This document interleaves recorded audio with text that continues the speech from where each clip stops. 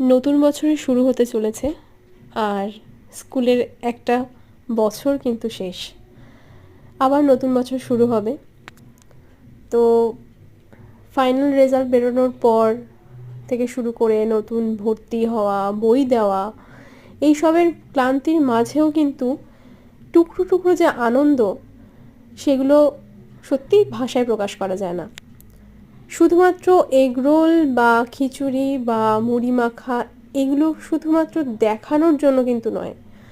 এগুলোর মধ্যে দিয়ে যে খাওয়াচ্ছে বা যারা খাওয়াচ্ছেন আর যারা খাচ্ছে, অর্থাৎ যারা ভালোবাসা দিচ্ছে আর যারা ভালোবাসাটা গ্রহণ করছে, তাদের মাঝে কিন্তু একটা ভীষণ সুন্দর বন্ডিং এখানে রয়েছে।